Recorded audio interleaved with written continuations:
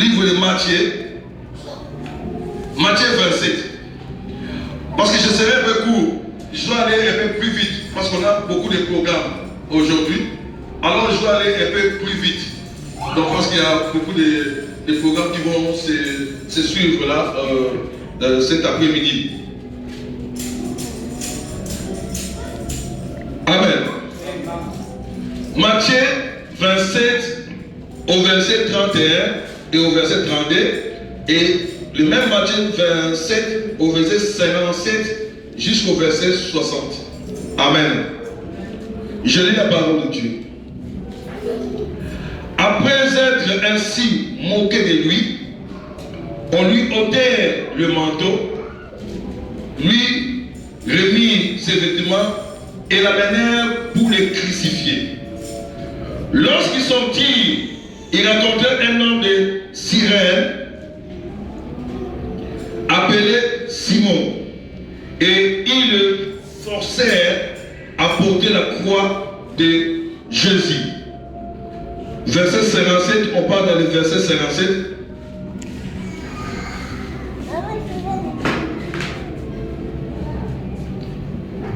La Bible nous dit dans le verset 57, le soir étant venu, arriva un homme riche d'Arimathée nommé Joseph, lequel était aussi disciple de Jésus.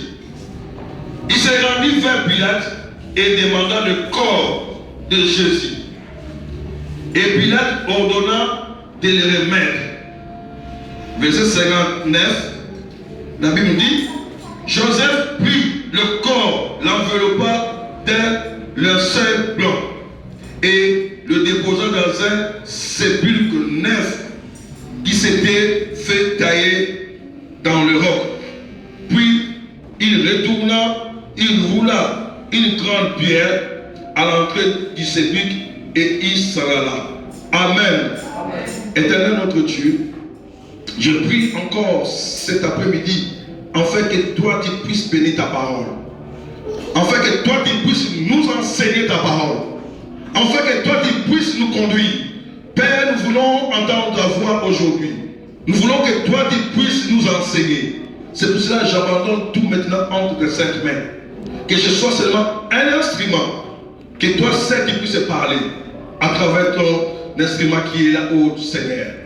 Je te rends grâce. Et je glorifie ton Seigneur. Dans le nom de Jésus-Christ de Nazareth, je prie. Amen. Amen. Amen. Alors, aujourd'hui, il y a deux événements que je vais vous parler aujourd'hui. Il y a deux événements qu'on voit avant et après la mort de Jésus. Alléluia. Il y avait quelque chose qui s'est passé avant la mort de Jésus et quelque chose qui s'est passé après la mort de Jésus. Alléluia. Est-ce que vous êtes là? Alléluia. Je parle à quelqu'un. Alléluia. Alors, avant la mort de Jésus, nous voyons qu'il y avait un homme, la Bible dit qu'il y avait un homme qui s'appelait Simon de Cyrène. Lui, il passait, alléluia, il passait dans la rue. Il passait dans la rue, mais quand on avait arrêté Jésus pour aller le crucifier, cet homme-là, on l'a forcé de porter la croix. Alléluia. On l'a forcé de porter la croix. Donc ce n'était pas dans son initiative de porter ce fardeau-là. Alléluia. Le fardeau était pour Jésus. Alléluia. Mais voilà maintenant, on a forcé un homme de porter une charge qui n'est pas sa charge. Dites Amen. Vous savez, il peut arriver dans ta vie qu'on te fait porter une charge qui n'est pas ta charge. Alléluia. On te met en prison, mais ce n'est pas toi qui as tué. Alléluia. Voilà ici, c'est Jésus qui devait porter la souffrance. Alléluia. Mais on a arrêté quelqu'un, on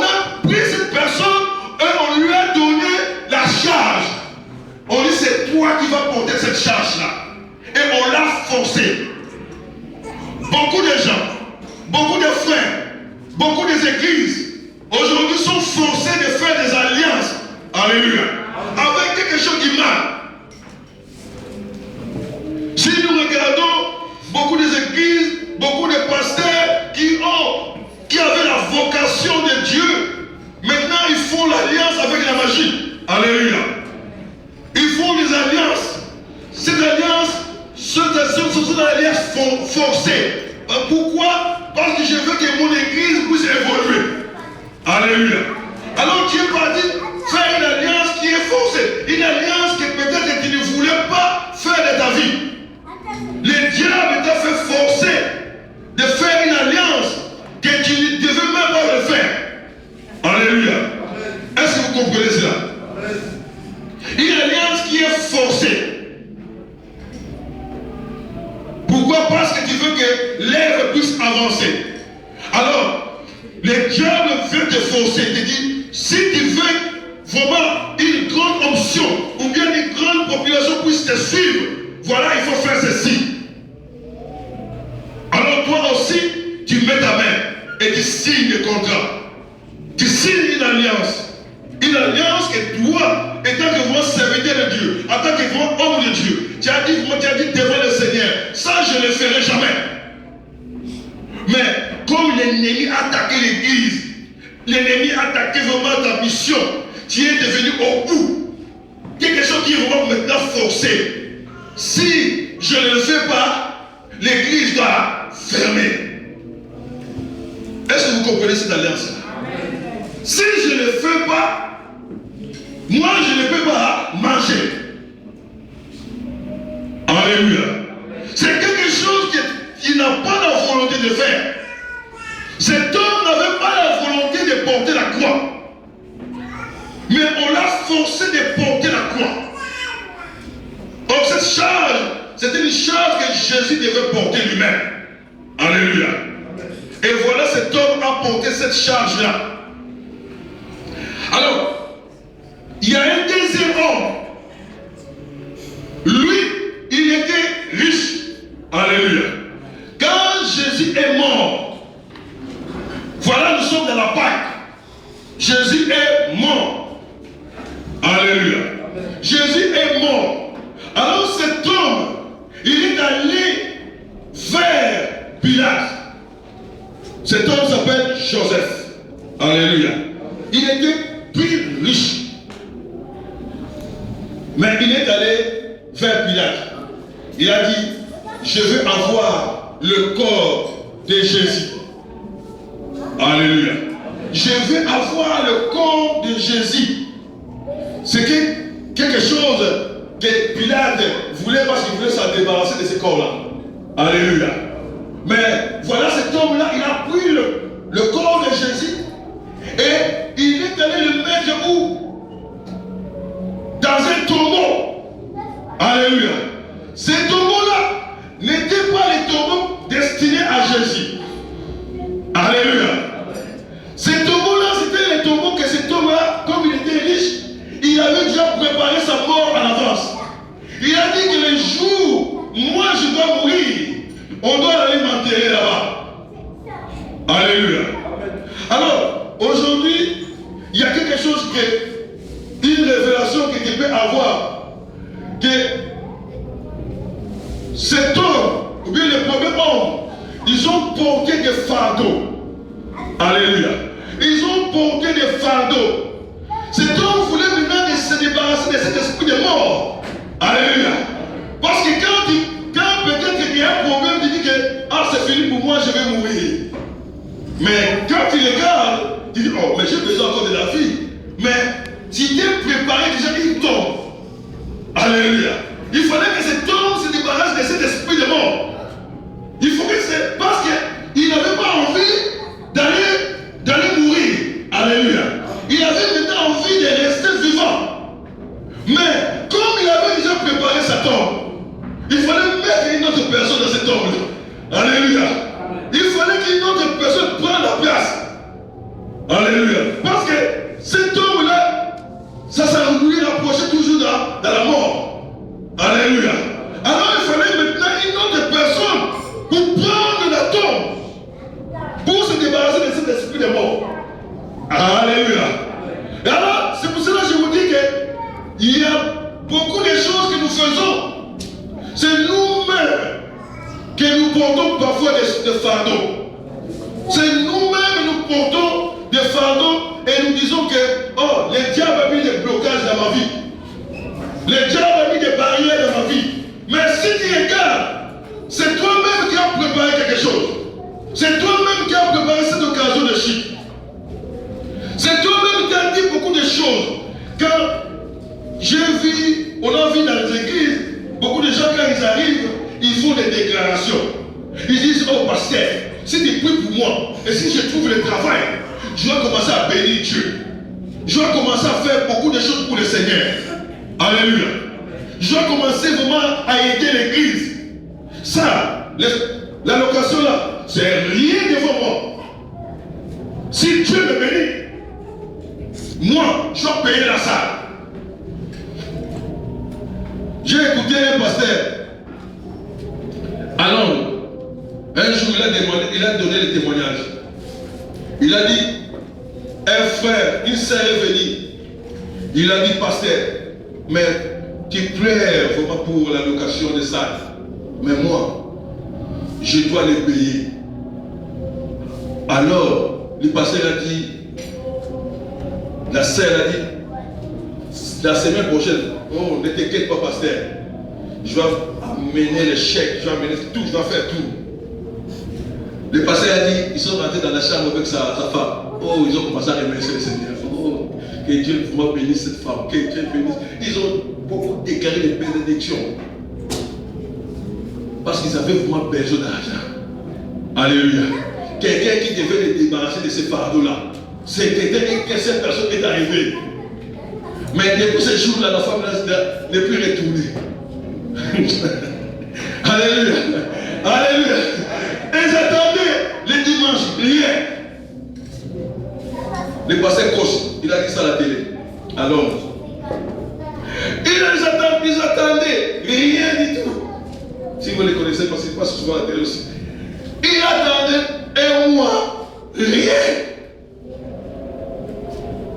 Donc, ils ont dit, la personne qui devait nous libérer de cette souffrance, il a fait une déclaration. Mais cette déclaration, la sœur, elle est partie. Alléluia. Alors, il y a beaucoup de choses qui peuvent te bloquer la vie à partir des déclarations que tu fais.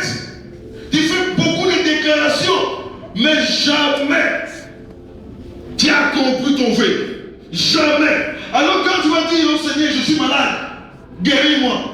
Et tu attends maintenant la guérison, Dieu aussi attend. Il n'y a rien qui se passe. On prie pour toi. Il n'y a rien qui se passe. Alors tu dis, bon, cette église-là, c'est rien. Il n'y a rien. Il n'y a pas d'option là-bas. Je parle dans une église. Tu parles dans une église, rien du tout. Parce que c'est toi-même qui as mis déjà une grande barrière dans ta vie. Tu as mis une grande barrière. Tu crois que si tu changes tes églises, que Dieu va aller te bénir dans cette église-là. Jamais. Dieu ne change jamais. Alléluia. L'éternel Dieu, il est toujours le même. Alléluia. Il ne change pas. De ce que toi tu as déclaré, de ce que toi tu as dit, Dieu il a entendu cela. Alléluia. Il faut accomplir ton vœu. Tu t'es mis un fardeau. Tu t'es mis des barrières. Toi-même tu as cherché des problèmes de ta vie. De ce que tu as menti Dieu. Tu t'es mis des problèmes. Alléluia. C'est pour ça que le titre aujourd'hui, je dis porter un fardeau. Tu as porté un fardeau. Un fardeau que tu ne pouvais pas porter. Voilà, ces deux hommes. Le premier avait porté un fardeau que lui-même n'a pas voulu. Alléluia. Alors c'est pour ça qu'on voit beaucoup de gens peut-être qui sont possédés. Mais parce qu'il n'a pas voulu. Alléluia. Il n'a pas voulu cela. Mais le diable l'a possédé. Il n'a pas voulu être possédé. Mais parce que ta maison est vide, alors, voilà, on te prend. Le diable prend possession de ton corps. Parce qu'il n'y a rien dans ta maison. Alléluia. Mais s'il y a quelque chose dans ta maison, le diable ne pourra jamais prendre possession de ta maison. Alléluia. Mais si tu ouvres un vide en toi, il te prend, il te force. Alléluia. Il te force parce qu'il maintenant te dit, il va faire ma volonté. Et tu vas faire la volonté du diable parce que tu n'as rien avec toi. Cet homme, ce premier homme, il a porté un fardeau que lui-même ne voulait pas porter. Alléluia. Mais le deuxième homme, lui, il avait déjà lui-même préparé son fardeau. Il avait préparé lui-même son fardeau. Alors quand la charge était déjà lourde maintenant, il cherchait maintenant quelqu'un à qui en débarrasser. Alléluia. Alors il cherchait. Mais le jour qu'il a trouvé l'occasion, il a dit, oh, prends ma place. Il a dit à Jésus, toi tu n'as pas de tort. Mais voilà, moi je ne veux pas mourir. Alléluia. Alors, c'est pour cela, mes bien-aimés, n'accusez pas seulement le diable. N'accusez pas seulement le diable, que c'est le diable qui est à l'auteur de mes souffrances. Ce n'est pas seulement le diable qui est à l'auteur. Même toi-même, tu peux être à la hauteur de tes souffrances. Toi-même, tu peux être à la hauteur de tes souffrances. Beaucoup de souffrances que nous voyons, ça vient même de nous-mêmes. Parfois, tu cherches ta famille. Tu montres toujours le doigt aux familles. Tu dis que c'est la famille. Si je n'ai pas d'enfant, c'est la famille. Si ce n'est pas comme ça, c'est la famille. Tu montres toujours le doigt à la famille. Alors, si je ne trouve pas le papier, c'est que la famille a bloqué ma situation. Alléluia. Ce n'est pas toujours la famille. Ce n'est pas toujours le diable. Le diable, quand tu ouvres l'opportunité, le diable maintenant vient. C'est une occasion pour le diable de venir prendre place. Parce que c'est toi qui as cherché ce problème-là. Il y a un homme dans la Bible. Si vous regardez cet homme dans la Bible, cet homme s'appelle Jonas. Cet homme, il a cherché un grand problème. Lui-même, il s'est posé un grand problème dans sa vie. Alléluia. Regardez seulement ce que Jonas dit. Quelqu'un qui a la Bible dans l'Ancien Testament, et regarde ce que Jonas dit maintenant à l'Éternel. On va aller plus vite dans le livre de Jonas. Jonas 2, entre verset 9 ou bien verset 10, selon la Bible. Verset 10, je crois, 9 ou 10. Écoute ce que Jonas a dit. Pour moi, je t'offrirai des sacrifices avec un cri d'action de grâce. J'accomplirai le vœu que j'ai fait. Le salut vient de l'Éternel. Alléluia. Jonas avait compris maintenant que lui-même s'est posé des problèmes. Alléluia. Les problèmes que Jonas avait, ce n'était pas l'Éternel, c'était Jonas lui-même. Parce que Jonas ne voulait pas écouter l'Éternel. Jonas ne voulait pas faire la volonté de Dieu. Alléluia. Alors Jonas s'est mis des problèmes lui-même. Ce n'est pas Dieu qui lui a créé des problèmes, mais c'est Jonas lui-même qui s'est fait créer des problèmes. Alléluia. Alors, quand ils étaient dans les bateaux, les gens allaient mourir. Amen. Imagine 500 personnes dans les bateaux. Le bateau commençait à bouger. Le vent commençait à être très fort. Amen. Alléluia. Alors, les gens commençaient à s'inquiéter, à se poser des questions. Mais d'où vient ces malheurs? Alléluia. D'où vient ces malheurs? Vous voyez que Jonas s'est mis un grand malheur lui-même dans sa vie. Les gens se posaient la question, pasteur, l'évangéliste, d'où viennent ces malheurs? Alors Jonas qui s'est caché, Jonas a dit, ne cherchez pas, c'est moi. Alléluia. Les malheurs que vous voyez là, les bateaux qui veulent s'écrouler là, c'est moi le malheur. Débarrassez-vous de moi, alors vous serez calme. Alléluia. Alléluia. Vous voyez que Jonas a préféré qu'on le jette dans l'eau. Parce que peut-être 500 personnes étaient dans les bateaux. 500 personnes allaient mourir pour une seule personne. Vous savez qu'un jour j'ai prêché à Londres. Et il il y avait une femme. Moi j'ai dit, ces parole-là, je prêche les gens ne seront pas contents. Je prêchais une parole, j'ai vu que l'église, les gens n'étaient pas contents vraiment. J'ai dit, mais comment les gens ne sont pas contents là, vraiment ça, je suis dans les problèmes ici là, dans cette église, dans certaines églises on m'a invité. Les gens ne sont pas contents. Alors une femme s'est levée. Elle dit, moi j'ai un témoignage. Et moi je vais quelqu'un témoignage. La femme là a commencé à témoigner. L'église, toute l'église s'est levée, a commencé à regarder la femme là. Elle a dit, l'avion, j'étais dans l'avion voulait tomber. C'était moi qui avais des problèmes. Elle lui pasteur, peut-être tu crois que tu as dit des choses là un peu bizarres. Mais j'ai dit, il faut venir avec des enseignements comme ça. Et moi-même, j'avais peur. Je sais que j'ai prêché. Alors la femme a dit, il faut venir avec des enseignements comme ça. Moi, l'avion voulait tomber. C'était moi qui avais. J'ai fait des promesses à Dieu. Le malheur qui allait arriver dans cet avion-là, c'était moi. Cette femme a témoigné. Elle a pris le temps de témoigner.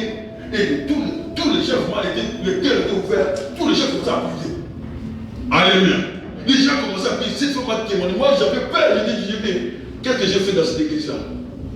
Et la femme là a témoigné. Elle a dit, je suis venu d'Ouganda. L'avion voulait tomber jusqu'à Londres. Je voyais maintenant que l'avion commençait à bouger. Alors moi, je me suis... Les gens ont commencé à dire dans l'avion, mais qu'est-ce qui se passe aujourd'hui dans cet avion-là? Alors je me suis allé dans chez lui, quelque part, j'ai commencé à prier.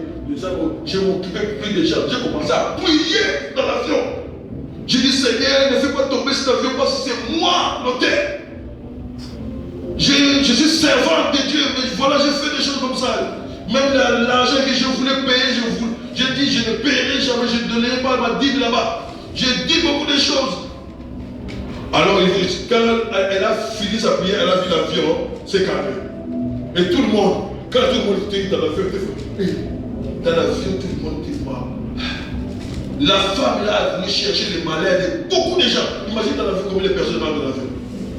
Et cette femme a compris que c'était elle qui voulait faire tomber l'avion. Parce que le Seigneur nous disait, maintenant, comme les forces de vision, le Seigneur dit maintenant, cet avion va tomber pour toi. Parce que tu as désobéi à ma parole. Et comment elle a commencé à crier, à pleurer dans l'avion, prier, intercéder, devenir encore un grand intercédé dans l'avion. Et après l'avion, elle a dit, Seigneur, je dois faire ce que je n'avais pas fait. Je dois le faire. Et il a vu l'avion, l'avion s'est calmé. Alléluia. Alléluia. Alors cette femme-là me dit, pasteur, ne t'inquiète pas. Peut-être que tu crois que ça nous a choqués. Ça ne m'a pas choqué. Au contraire, moi je suis venu maintenant déclarer la vérité. Alléluia. Alléluia. Alors le malheur, Jonas allait apporter une grande malheur pour même 200 personnes dans le bateau. Mais c'était une personne. Alléluia. C'était une personne, mais causait une malheur. Alors, vous voyez que quand Jonas a prié, si vous regardez la Bible, vous lisez la Bible, le fin de ce chapitre, verset 9, 10, quand Jonas a prié, la Bible dit quoi? La Bible dit que l'Éternel parla au poisson. Alléluia. L'Éternel parla au poisson. Et le poisson vomit Jonas dans la terre. Alléluia. Voilà que parce que Jonas, c'est Jonas lui-même, il s'est créé le malheur. Alléluia. Il s'est créé un malheur dans sa vie. Alors quand il a confessé, Jonas a confessé, vous lisez Jonas 2, il a confessé. Quand il a confessé toutes les choses, à la fin de cela, quand il a dit à Seigneur, il y a un mot seulement que Jonas avait dit, j'accomplirai le feu. Alléluia. J'accomplirai le feu. Quand Jonas a dit cela, toute la prière de Jonas, vous regardez, toute la prière de Jonas, quand il a prié pour sa vie, l'Éternel ne s'occupait même pas de cela. Mais seulement quand il a dit seulement l'Éternel, j'accomplirai le feu. Alors, Dieu parla maintenant. Alléluia. Quand il a fait seulement cette déclaration, c'est là que Dieu maintenant a dit au poisson maintenant, jette-les dans la terre là-bas. Et c'est là que Jonas est sorti vivant. Alléluia. manipuler, vous voulez manipuler cela. Mais Dieu, tant aimé le monde, alléluia, il a envoyé son Fils unique, afin que quiconque croise à lui ne périsse point, mais qu'il ait la vie éternelle. Dieu a sauvé Jonas, alléluia. Il a sauvé Jonas. Aujourd'hui, c'est nous aussi, dans tout ce que nous avons peut-être déclaré, dans tout ce que nous avons peut-être dit ou bien fait, peut-être que nous avons créé un malheur dans notre vie. Alléluia. Quelque part, si tu vois que tu as regardé les oncles, tu as regardé tous les membres de famille, mais il y a toujours quelque chose qui continue. C'est que regarde maintenant toi-même. Alléluia. Regarde maintenant toi-même. Pourquoi ta vie est comme ça? Parce que les premiers hommes, on l'a dit que les premiers hommes, on l'a forcé. Alléluia. On lui a forcé. Là, on peut dire que voilà, ça c'est le démon, le diable qui l'a possédé. Alléluia. Ça c'est le diable qui l'a possédé. Mais les deuxième personne, on ne lui a pas forcé. Lui-même s'est créé une tombe. Alléluia. Tu as préparé ta mort. L'esprit de mort est venu vers toi. Parce que toi-même tu as cherché, tu as dit, voilà, je prépare ma tombe. Alors maintenant la mort est venue. Alléluia. Et on a vu maintenant l'exemple de Jonas. Le Jonas que lui-même, il a créé cette situation. Cette situation, c'est Jonas qui l'a créée. C'est pour ça que j'ai dit, comme je vous ai dit, que je ne peux pas prendre beaucoup de temps. Alors nous allons prier pour cela. Alléluia. Nous allons prier. Nous allons aller nous mettre debout pour prier. Pour dans des situations que peut-être qu'ils cherchent la solution. Alléluia. Mais qu'ils ne trouvent pas cette solution. Peut-être cette situation, c'est toi-même qui l'as créée. Alléluia. Alors tu vas aller voir ta vie. Cet après-midi, alléluia, tu vas aller voir ta vie. Nous allons aller nous mettre debout. Nous n'avons pas beaucoup de temps, mes bien-aimés. Nous allons nous mettre debout, nous allons prier pour des situations. Regarde la situation qui se passe dans ta famille. Regarde la situation qui se passe quelque part. Mais tu vois que ta vie n'a pas évolué. Tu as prié peut-être depuis 10 ans, peut-être 15 ans. Mais tu as chassé tous les démons. Tu as chassé, les gens ont prié pour toi. Mais rien ne va dans ta vie. Parce qu'on a accusé. Beaucoup de gens, quand tu parles, vont dire que oui, peut-être c'est ton nom. Mais ils n'ont jamais dit que peut-être c'est toi-même qui a créé cette situation. Alors aujourd'hui, nous allons prier de ce que peut-être que tu ne connais pas. Peut-être que tu ne sais plus des choses que toi tu as déclarées. Alors tu vas seulement prier. Tu vas prier afin que le Seigneur puisse te pardonner. Peut-être des paroles que toi tu avais adressées. C'est pour ça que ça a bloqué le visa. C'est pour ça que ça a bloqué le passeport. Alléluia. Ça a bloqué beaucoup de choses dans ta vie. Le travail, les gens trouvent le travail facilement, mais toi tu ne trouves pas du travail. Alléluia. Tu vas aller prier. Nous allons chanter. Et nous allons prier. Le Seigneur notre Dieu. Alléluia. Alléluia, Jésus. Alléluia. Nous allons chanter. On entend le cœur pour mettre le chant. Et nous allons prier.